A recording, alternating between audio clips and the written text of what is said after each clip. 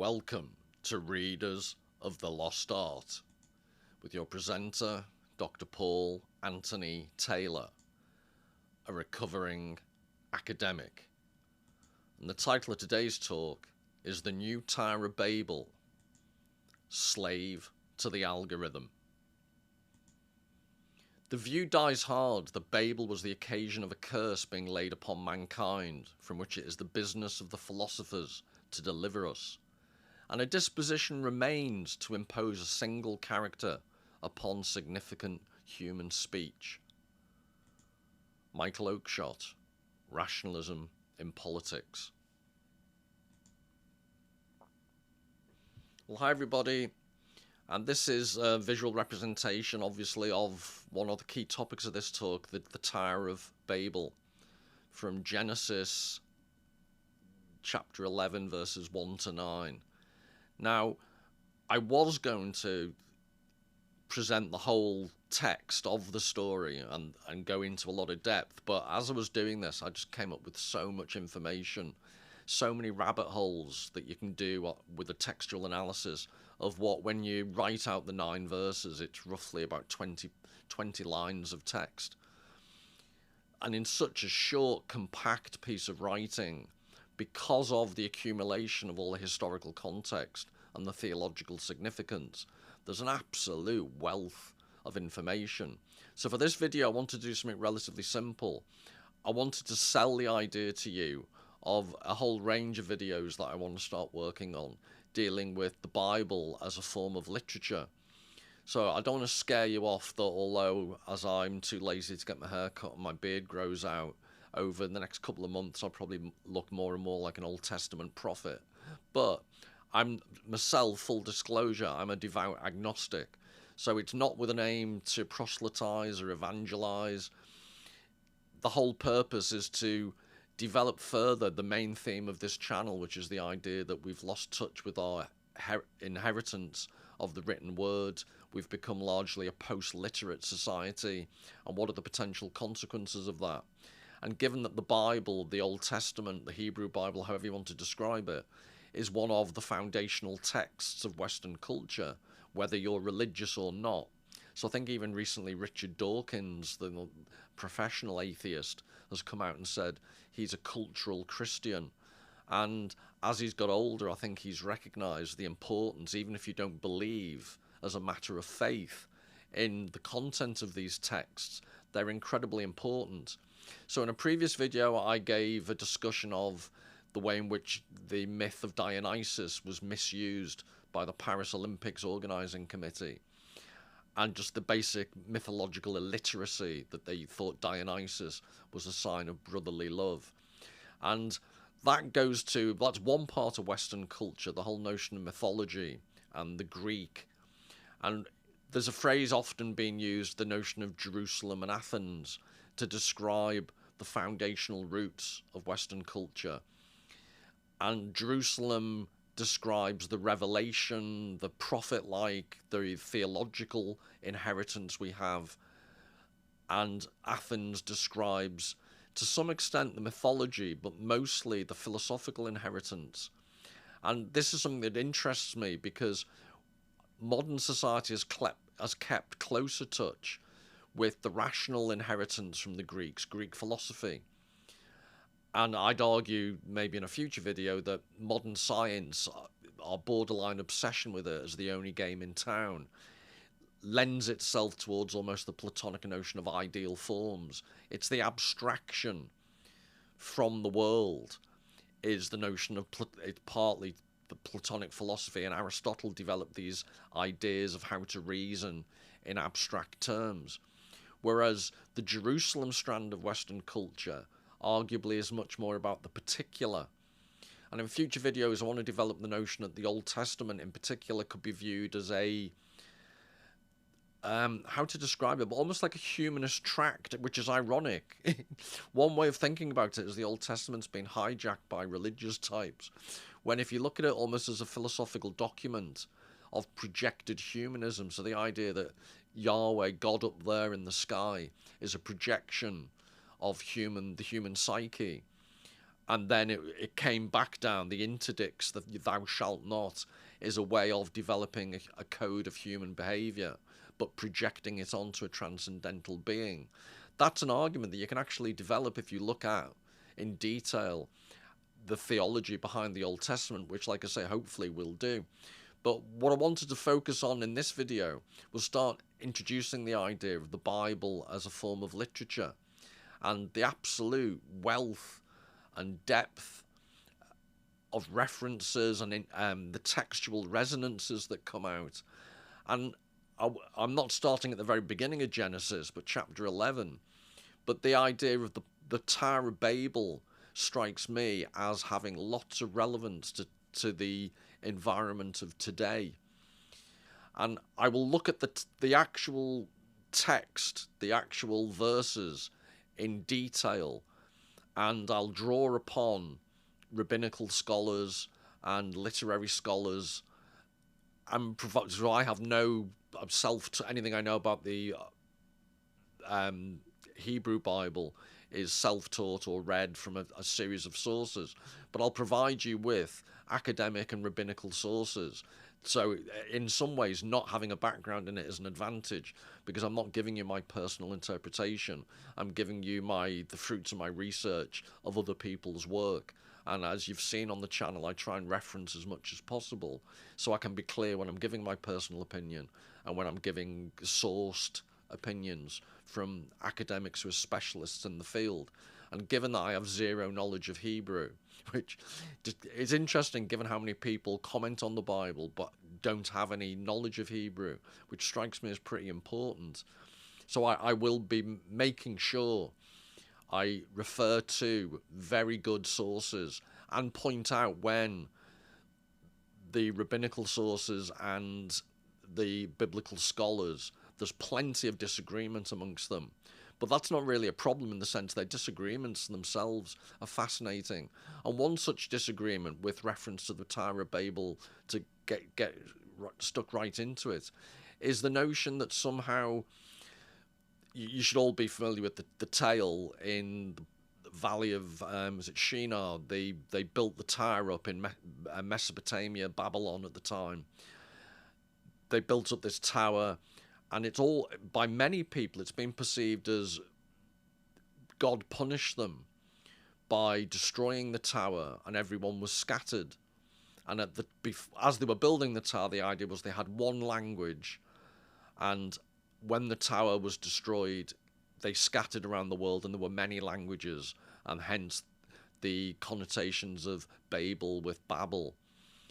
Now, I will, in future videos, argue strongly. I do not think, and there's loads of biblical scholars would argue, there's not much evidence to suggest that it was punishment.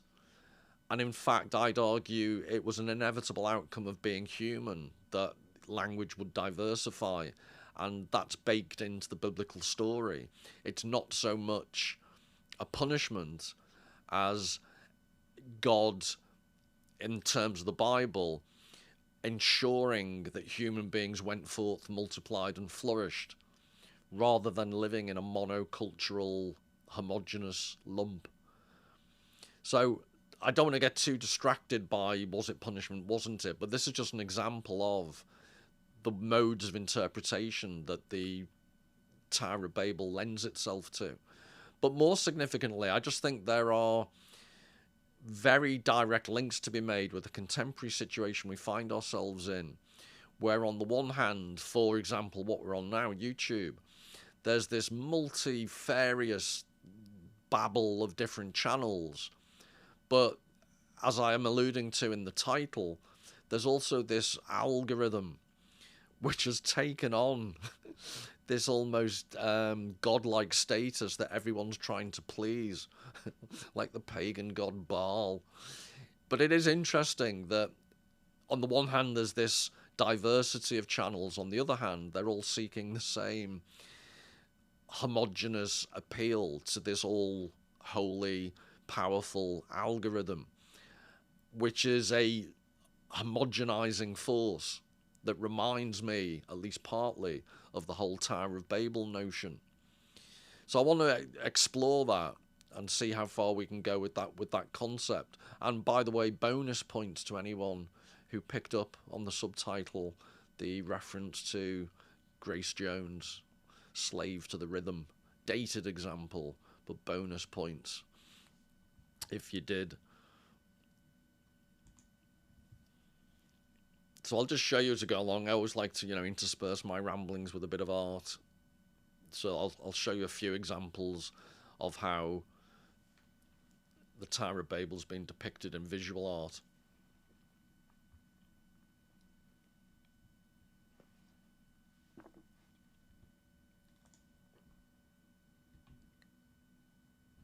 And one thing to think about is the notion of the fall of man. So there are links to be made between one of the aspects of the Hebrew Bible is that the stories are never just isolated. You can tell them as isolated stories, but they're part of an overarching biblical structure of the way the different books are all set up.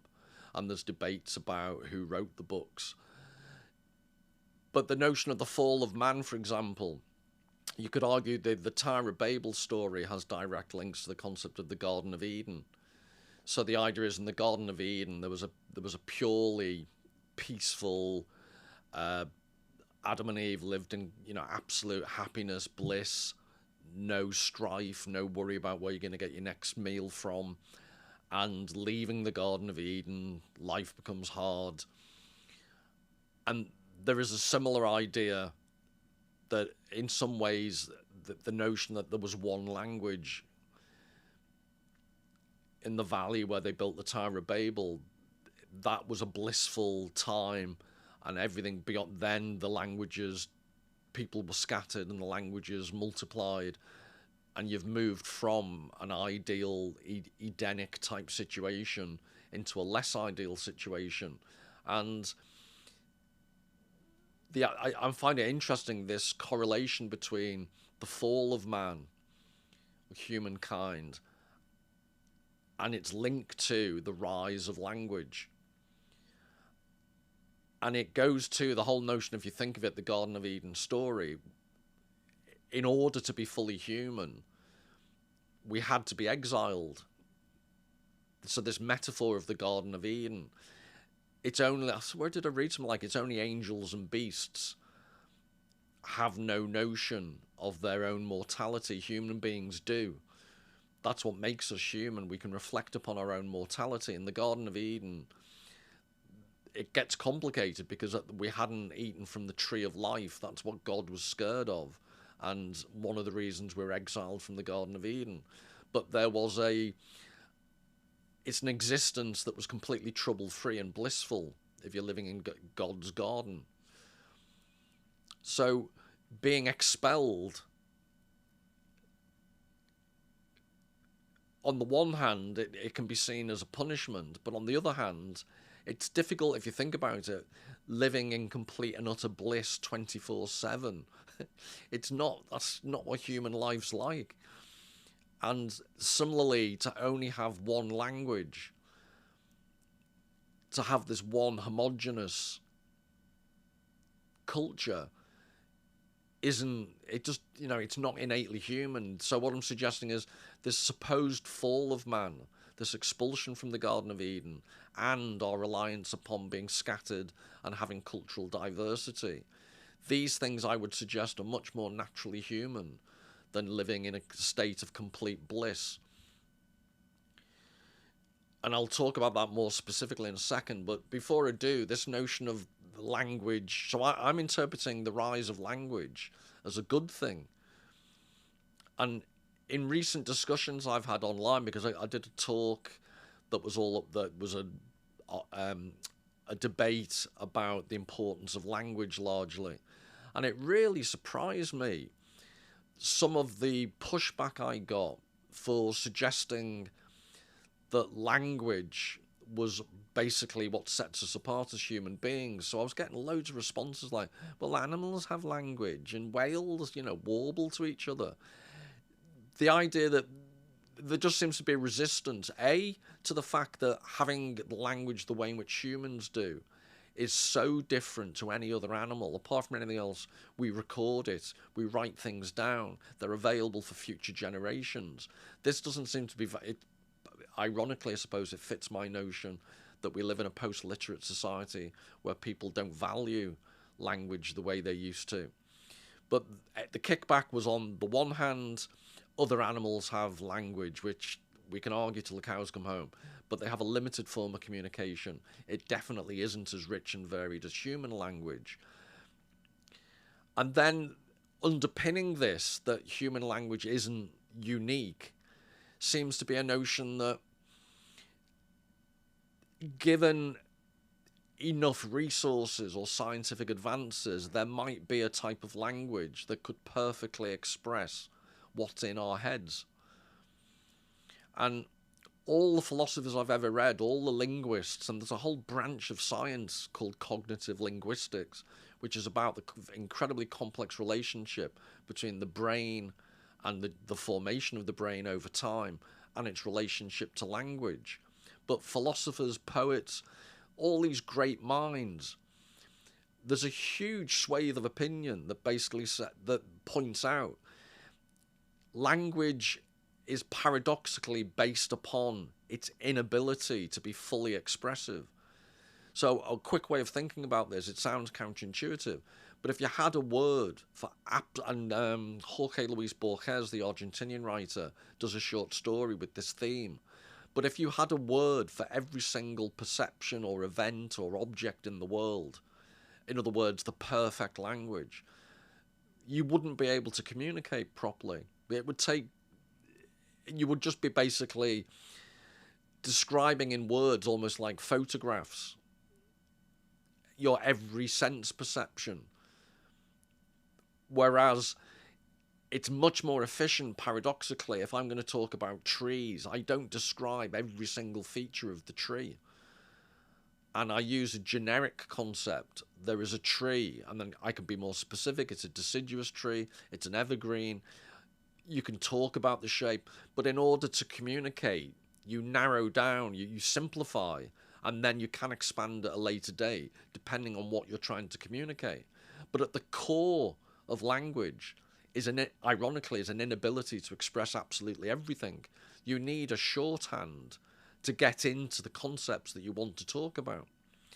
And this seems to be, again, I don't think it's particularly controversial amongst many philosophers, many linguists, but there is at least a cohort of people online who I'm calling the communicational Taliban, who they're fundamentalists. They honestly think that given enough time, given enough resources, given enough technology, language could be pure. There could be a one perfect language, which in the context of the Tower of Babel, I find fascinating and depressing in equal measure. So I've already mentioned this idea of the Garden of Eden, the Tower of Babel. I do think, and they're both parts of the book of Genesis, and I'm going to develop the Garden of Eden. Genesis itself is arguably a complex development of the concept of humankind as a particular thing. So there's one particular biblical scholar I'm thinking of. I think it's Mark, his first name, but Glauberman. I'm going to do some talks based upon his argument that the book of Genesis is all about how human beings are particular, and before they're part of a collective. So each person has a unique individuality. And that's relevant to the Tower of Babel story, because one of the reasons God stopped the building of the city and the tower, and that's another thing, they're divided. There was a city and a tower, which for some people is significant. But one of the reasons is that they did it as a collective. They wanted to make a name for themselves as a people, but they didn't do it as individuals. And in that sense, the whole story of the destruction of the Tower of Babel can be seen in a certain way. I don't want to claim God was a Republican or a Libertarian, but the Old Testament God does seem to be against communality, in the sense that human individuality risks being lost. which, like I say, we can explore. But then there's a whole range, and I can't go into the details on all of them, but Hegel, one of the most important Western philosophers in modern philosophy, or Enlightenment philosophy, I should say, he did this essay, Architectural Works Built for National Unification, and that's part of a collection, Aesthetics, Lectures on Fine Art. But he raises a really interesting idea because he tries to argue, and in some part there are people would say he does it unsuccessfully, but he's trying to claim that architecture, and he uses the Tower of Babel as his prime example, architecture is a profound form of the expression of communal values, and he links it to the notion of language, about building a community through language and structures, physical structures, and the Tower of Babel is one of his choices. But what's interesting about that is, for the purposes of this talk, is that it goes right to the nature, and it's why it was in a book, a collection called Aesthetics and Lectures on Fine Art. One of the interesting aspects of a work of art is it's a mode of communication, so you're expressing yourself, but it's also it has its own form, it has its own substance. So no work of art is ever going to be purely expressive of the artist's absolutely true and pure intentions, because the minute it's translated into a physical form, that entity has an independence of its own. And the artist can't control as the viewer or the listener. The artist can't fully control your response, because of course the object and how they've manufactured it involves their artistic intent, but they don't have complete control over that. The object will have effects in and of itself. And if you think about that in terms of physical objects, I'm going to develop the idea in a second that that's also true of language. We use language to express ourselves, but thereafter, language to some extent expresses us. And this accounts for the fact different languages have different idiomatic expressions. German, Spanish, French people don't think purely the same way, because how they think has been influenced by the languages they've inherited and has structured their minds. Hence the whole notion of idiomatic expressions. And the idea that there aren't, it's certain, so Schadenfreude in German is laughing or enjoying other people's misfortune, which I only manage to get up each morning because I'm fueled by Schadenfreude and spite. But there is this notion that different cultures almost implicitly value certain things more than others. That's what makes cultures different. And a large part of that is because of the languages they use that are different. And that goes back to the Tower of Babel. It's not a bad thing. I'd argue it's a hugely good thing that cultures are different, and there isn't complete cultural homogeneity across the world, although sometimes you think it's heading that way. So back to this idea of the Garden of Eden, or this Tower of Babel when there was one language. This is almost laugh out loud funny bits of it. But Sandor Ferenczi was a colleague of Freud's, and as quite a few of his colleagues did, I think they eventually fell out. But I think for a while he was one of Freud's favourites. And he wrote this book, Thalassa, A Theory of Genitality.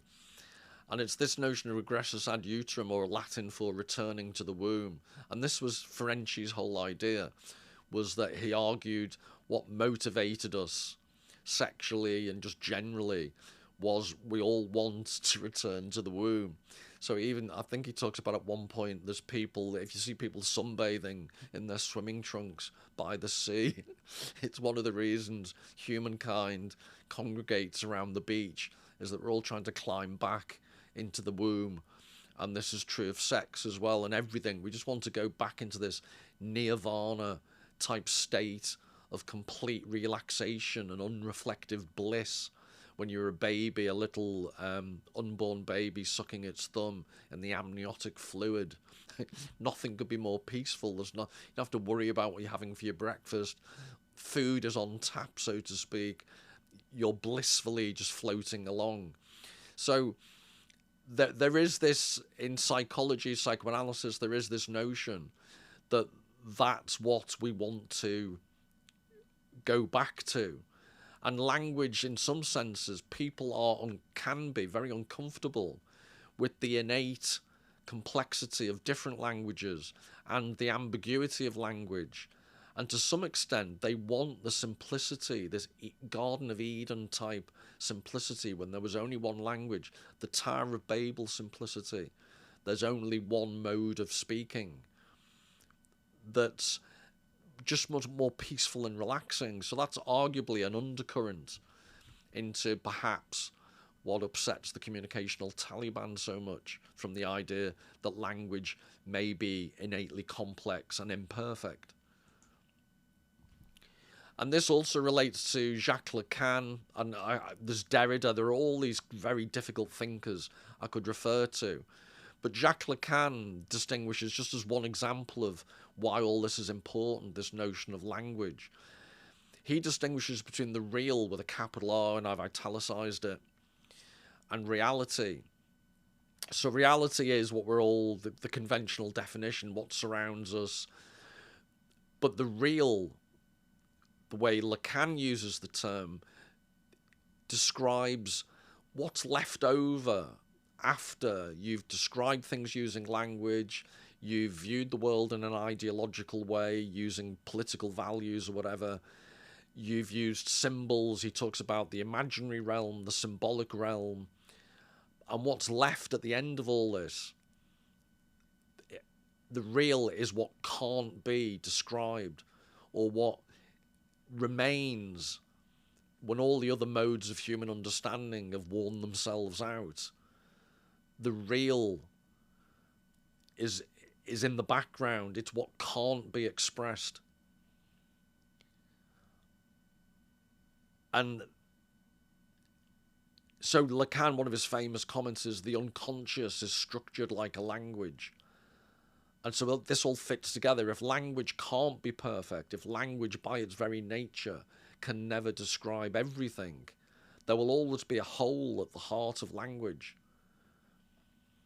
And he links this to the formation of how we become psychologically individuals. Part of us as individuals is that, and this links to some of the things Sartre said, I've looked at in a previous video about Sartre's notion of the look. We develop our own sense of selfhood by realizing, in Lacan's terms, when you look in a mirror as a baby, it's called the mirror stage, you realize that you're not this completely self-contained unit where you're your mother's breast being fed in this blissful infant innocence. You see that you're an object in the world when you recognize yourself for the first time in the mirror. And Sartre talks about the look whereby your sense of a self is to at least some extent determined by how other people on the outside look at you. So you're not in full control of your own identity. Your sense of being a self is partly determined by being looked at by other people. So at the heart of language, at the heart of identity, are these gaps. You don't control how other people look at you. You don't control how you are in the world. You make your way as an individual, being thrown into the world, as Heidegger would talk about it. And all of this links to the role of language, because language is the tool by which, given that existential situation, we try and make sense of the world. But as I keep saying, language in itself is an imperfect tool. And this goes back to the notion of the fall of man and the rise of language. Because language is imperfect, and it's the thing that sets us apart as human beings, This directly explains why we are flawed, finite, mortal creatures whose interaction with the world cannot be perfect. Communication cannot cover everything. Because if it did, we'd be androids. We would not be what makes us human. But anyway, I'm just getting myself wound up here. And just to intersperse my commentary with some visual images as usual.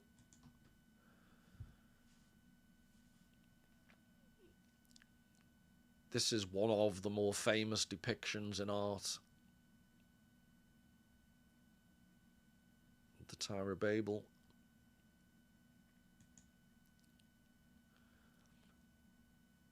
Peter Bruegel the Elder.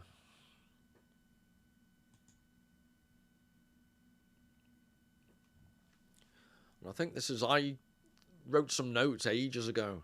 I dug them up because I thought they were quite relevant. But this is my take on the idea, was the Tower of Babel a punishment or not? One reading is that rather than being a punishment for exhibiting Trump Tower levels of hubris, the loss of a single unifying language is another type of exile from Eden. It's not a punishment, but rather a metaphor that conveys the existential nature of what it is to be a human being in the world, a condition of imperfect communication and frequent confusion, which is basically what I just said before, but that's probably a more articulate, succinct summary. Succinct, not succinct. So rather than heaven being reached by a people with one homogeneous mode of understanding, we live in a world of plural voices. We struggle to make ourselves understood and to understand others.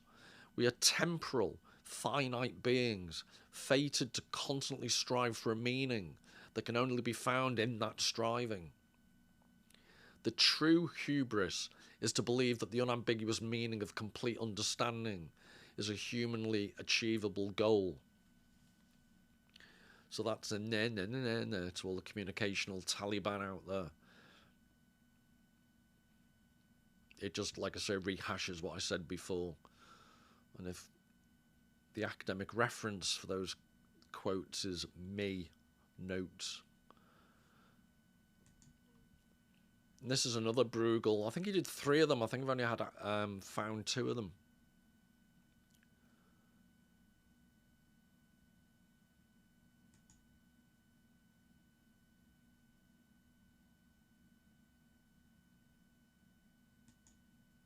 And that's a detail from the bottom.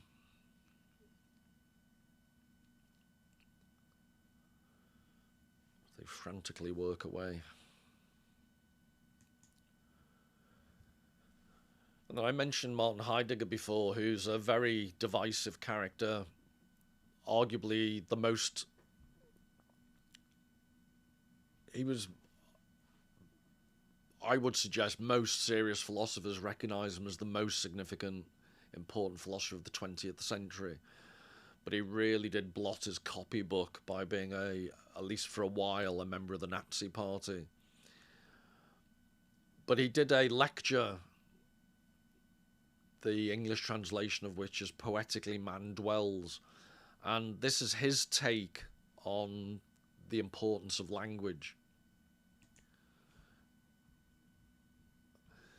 So man acts as if he were the shaper and master of language, while it is language which remains mistress of man. So no gendered language here, Martin.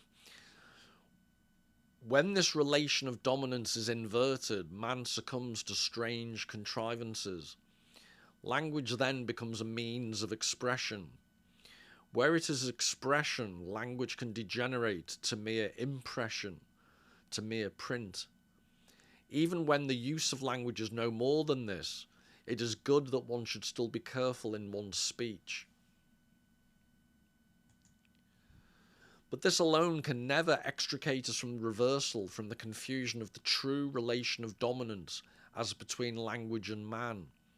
For in fact, it is language that speaks.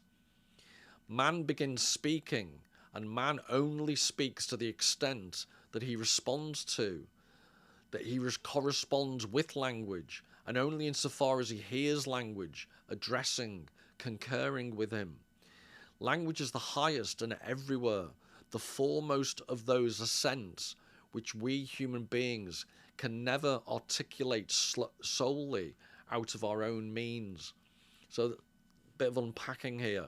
And before I forget, the notion of assent, in other words, saying yes, always makes me think of ascent with a C, climbing up. So another reference to the Tower of Babel almost. But he argues that the conventional, the communicational Taliban are insistent upon mankind, humankind dominating language. And Heidegger's nuanced take on this is that there is a reversal. For in the bit I've italicized and emboldened, for in fact it is language that speaks. In other words, language is speaking people. We use language, but language also uses us.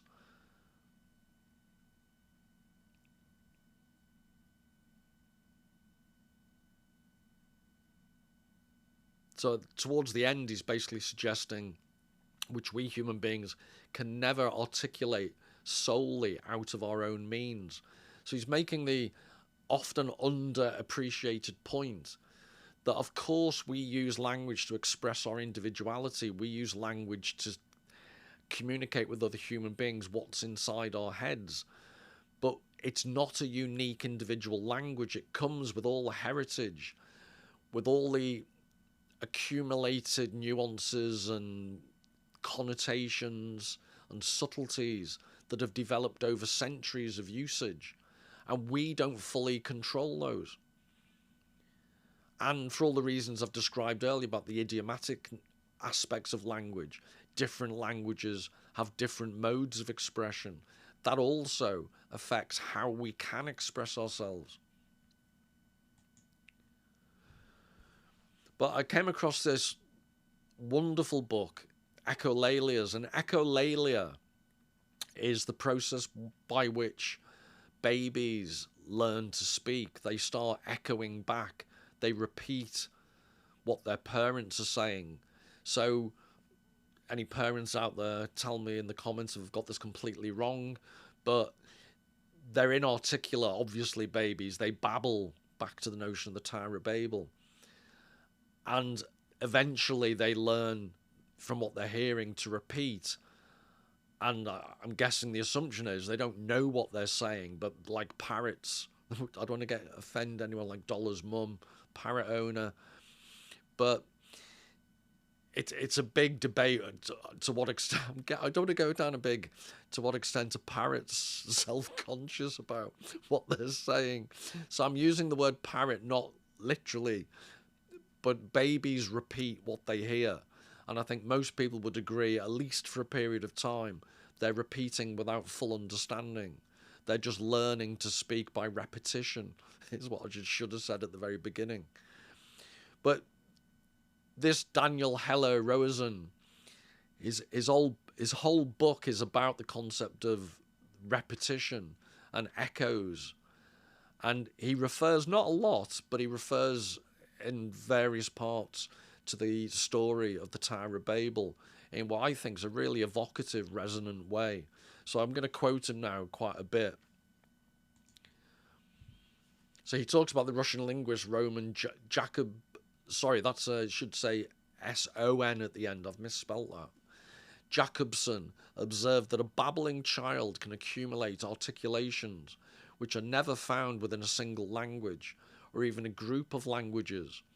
Consonants with the most varied points of articulation, palatized and rounded consonants, sibilants. There's always one word every single video. Affricates, clicks, complex vowels, diphthongs, and so forth. Jacobson concluded that at what he termed the apex of Babel, no limits can be set on the phonic powers of the prattling child. Affricates. Why does one word always get me? It's become what's the word when you become fixated by anyway. quickly moving on. Diphthongs amuse me in the sense that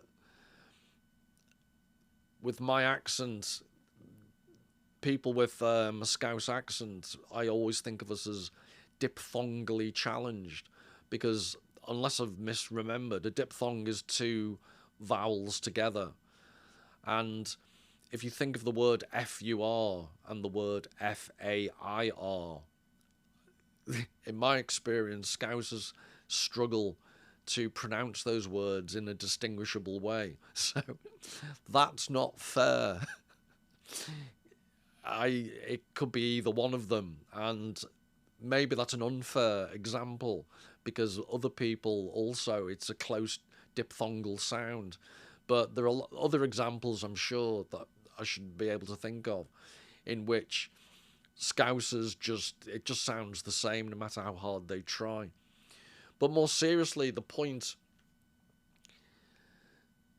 is that there is a time when a baby, before it, ironically, this is the paradox, before a baby learns to speak, as we recognize it as speech, it's able to make every single sound that's contained within any language around the world, is Jacobson's claim. So no, at the apex of Babel, so in terms of the Tower of Babel, the very top, no limits can be set on the phonic powers of the prattling child. But then it begins to learn a specific language. So what happens to the many sounds the infant once easily uttered?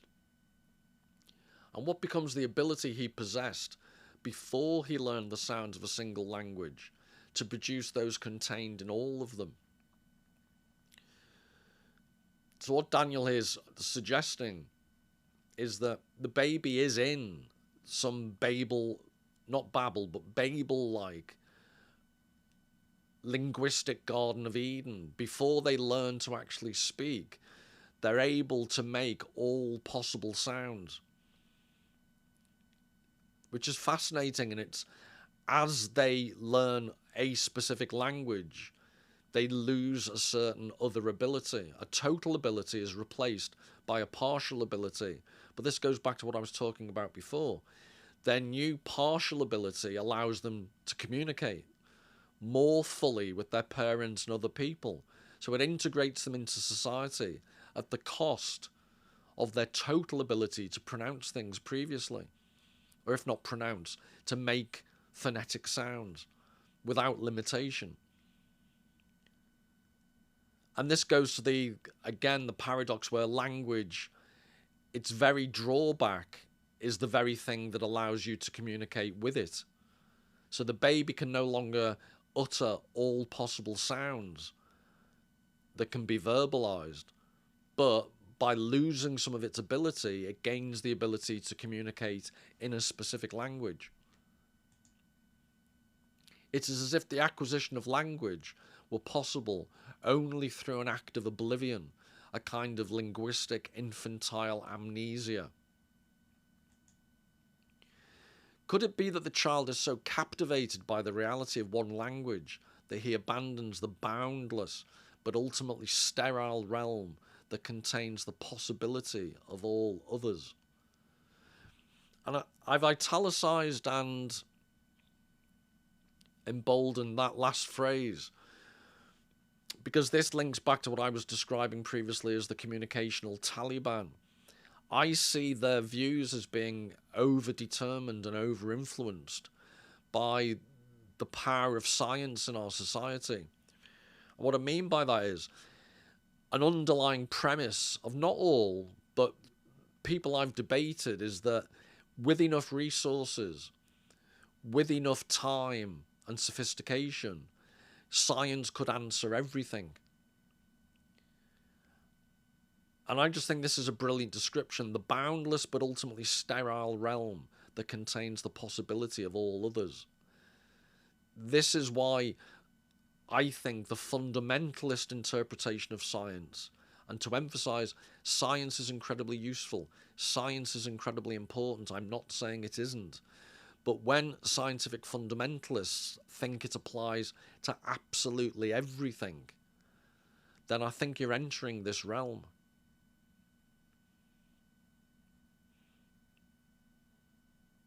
So I think I'm calling fundamentalist version of scientists infantile. Do the languages of the adult retain anything of the infinitely varied babble from which they emerged? If they did, then it would be only an echo, since where there are languages, the infant's prattle has long ago vanished, at least in the form it once had in the mouth of the child who could not yet speak. So he's talking here about remnants of things, which I find quite interesting, because this has relevance to as language develops over the centuries.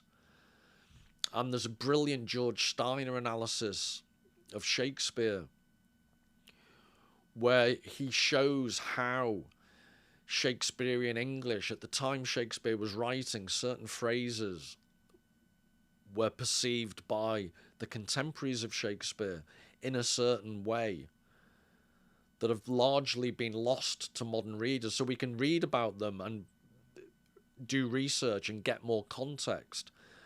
So we can be told how somebody else would have thought in a previous age. So we can empathise to that extent. But that's not quite the same. It won't have the same emotional effect on us. Because guess what? We're not Elizabethan English people. Time has evolved. Language and life has moved on simultaneously. But the echo, there's an echo. There's enough in Shakespeare, because of its profundity, that even the bits we don't fully understand still resonate with us. And more than that, there's examples Steiner identifies in which Shakespeare uses words that they didn't have obviously a modern meaning at the time. They were perceived differently. But ironically, Shakespeare uses them in a way that has echoes with future usage. So there's a bi-directional distance of travel into the future and into the past. Language has these echoes, which I'm suggesting in this context, the discussion of how babies learn language and the way in which there are echoes of past meanings. I just find it interesting that it applies to how we interpret past writing. It would only be an echo of another speech and of something other than speech, an echolalia, which guarded the memory of the indistinct and immemorial babble that in being lost allowed all languages to be.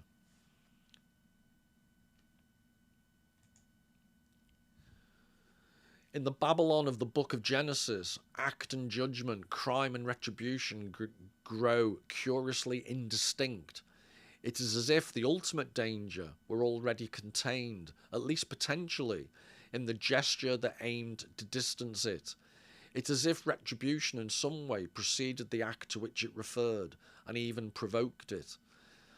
Now, I need to unpack this, but first of all, as I pointed out earlier, I disagree with this interpretation. And I'll explore this in a lot more depth in future, but I don't think it was retribution from God. I actually think God was doing us a solid favour when he stopped the construction of Babel and he scattered the people. But what is interesting, so it doesn't really matter whether I agree or disagree, what he's identified is when they built the tower, the Babylonians said they built the city and the tower, and the rationale was they wanted to stay together to avoid being scattered. And ironically, because they built the city and the tower, that led to them being scattered. I'm sorry if it's an overly subtle point, but I do think this relates to what I was saying earlier about language itself. The very thing that makes language less than perfect, its inability to express everything, is simultaneously the thing that allows it to communicate anything. So because language doesn't have a word for everything, it's a shortcut way of expressing our feelings, emotions, and concepts.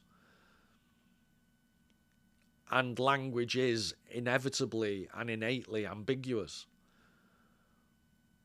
because we can never fully express, A, because we don't know ourselves what we are thinking, because how we think is partly a construct of the language we're using, and it doesn't exist in isolation. Sense perceptions exist. We have impressions of the world around us. And this is another thing I was arguing with the communicational Taliban about. I made the claim that seemed to wind everyone up, that you can't think properly or have high-level human thought without language. You can have sense impressions, you can sense the world around you, but in order to conceptualize, to put those feelings, those inchoate sense perceptions into some type of conceptual order, it just strikes me as obvious you need language to do that. But apparently, according to some of the communicational Taliban, you don't. Which is interesting, because there's a whole range of science, a branch of science called cognitive linguistics, which is based upon what I'm describing, the way in which language does work to enable us to conceptualize anything. And the idea that Homo sapiens, our species of humankind, Homo sapiens, knowing man, the idea of man with knowledge, the human brain and its link to language, they've evolved simultaneously together.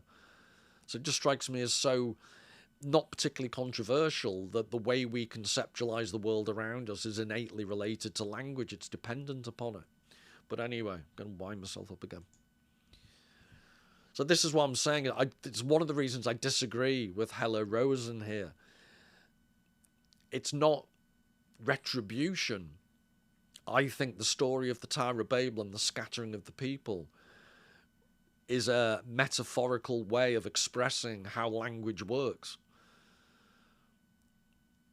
And the Bible is full. This is one of the reasons I want to look at it in more detail in future videos. The Bible is full of these like condensed pieces of psychological truth that if you're religious, brilliant, it's obviously it's a much more powerful piece of literature, because it's much more than literature if you're religious. But if you're not religious, just as a piece of literature, the Bible is amazing for the complexity and depth, which I hope to show when I analyze in detail the specific text of the Tower of Babel.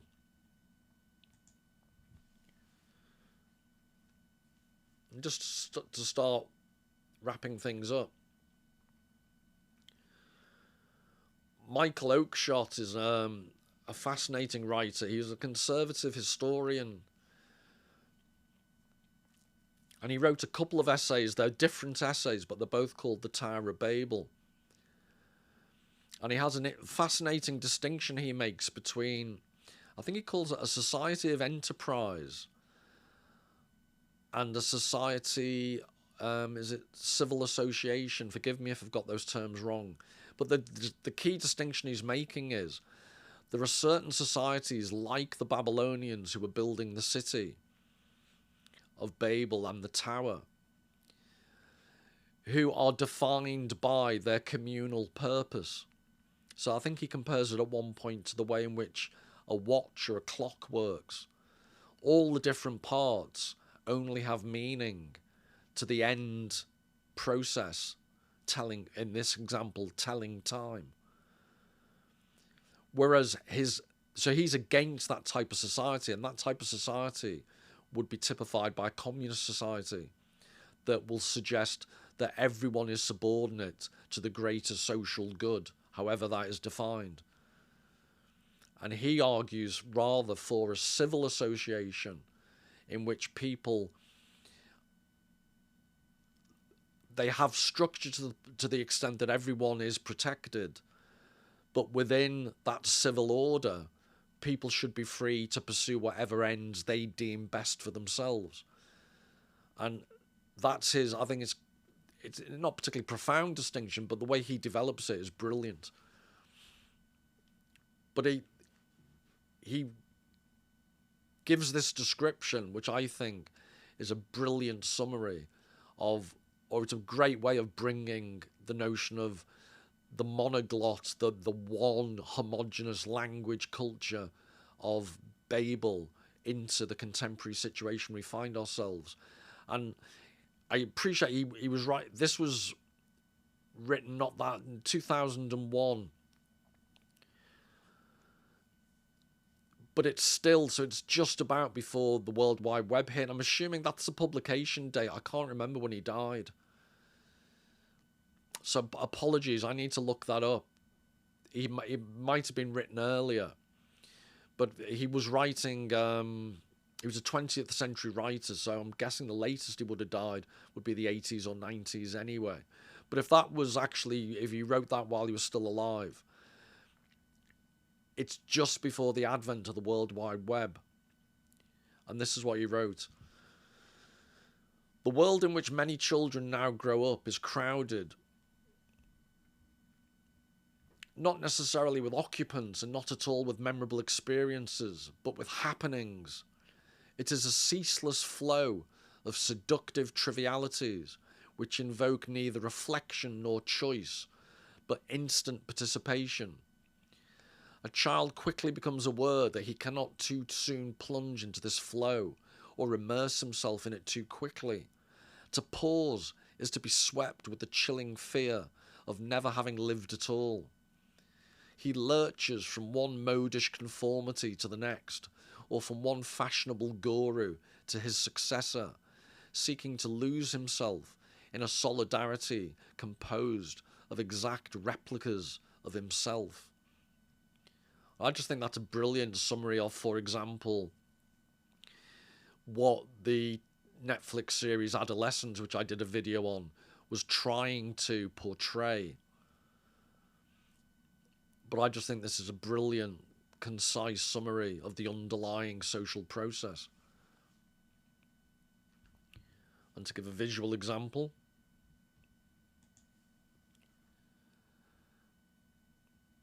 and for those of you that weren't aware, I'm obviously, as you can probably tell, very up to date on my contemporary pop culture. But these two are Charlie and Dixie D'Amelio, who are apparently immensely famous TikTokers.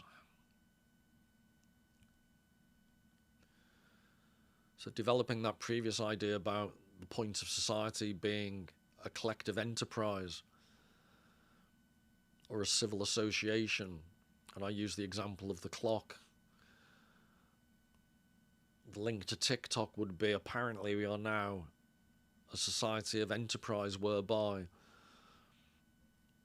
the whole point of our social organisation is to enable people like this to become massively influential. Oh, the cynicism.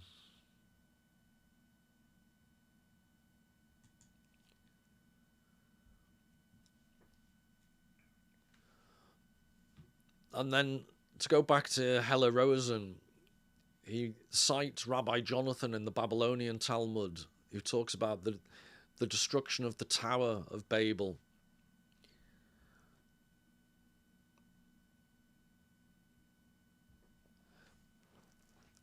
And I just liked the way, I thought this was, the way he describes it is brilliant. So so this is what Rabbi Jonathan back in the day was suggesting. 1/3 of the tower was burned, 1/3 was sunk into the earth, and 1/3 is still standing. After commenting on the persistent portion, in other words, the bit still standing, the rabbi adds, the air around the tower makes one lose one's memory. So there's a whole tradition of midrash commentary upon the Bible amongst rabbis and in the Jewish tradition. And they allow themselves fleets of fancy. You don't have to stick strictly to the text in these additional commentaries. The ones who survived the punishment were those who remained within the fragmented edifice. They, the people of the third, would have outlived the destruction by forgetting it and left within the architectural project that had once been theirs. They would have lost all knowledge of the ruined edifice in which they continued to dwell. And again, I want to pursue this in future, but to bring all this to a close, I wanted to ask you to think about the ruined edifice in which they continue to dwell. and the previous comment about echoes of past language, I think there's a certain way of thinking about the internet, social media, as this ruined edifice of language in which we continue to dwell.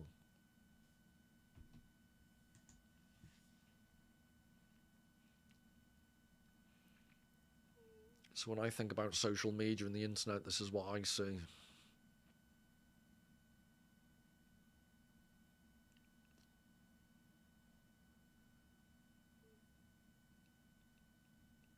And the two sisters we just saw, they're the social media equivalent of people right on the top of that tower. Godlike influence.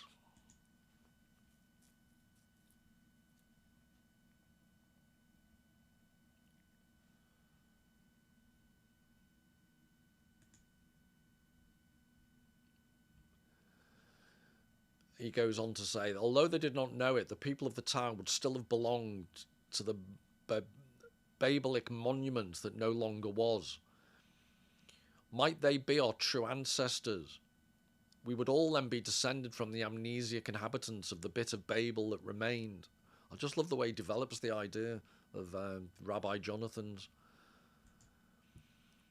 It is not certain that we ever left the mythic tower, and there is no assurance that after the great confounding, the scattering, in other words, the confusion of the languages, we once again set foot on firm ground.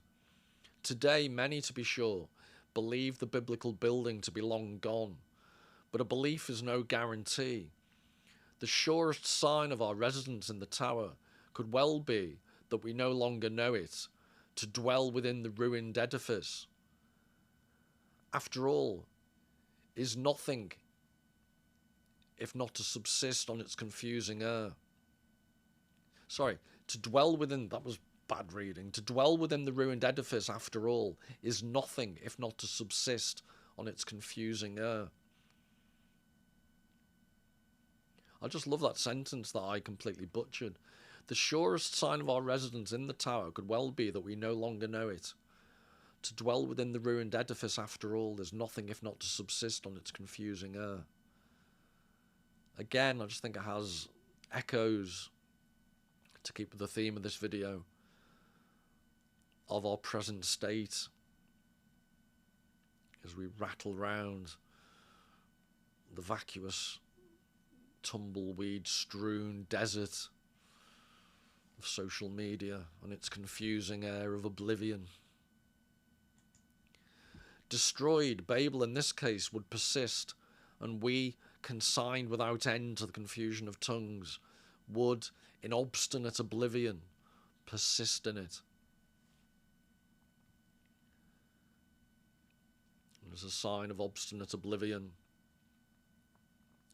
I'll leave you with one final image. So I hope you enjoyed that. I'll be developing these ideas much more in detail and repeatedly in other videos. So if it wasn't completely clear, don't worry, I'm going to keep coming back to these themes. But until the next time, all the very best. Please stay clear of obstinate oblivion. Keep taking the medicine.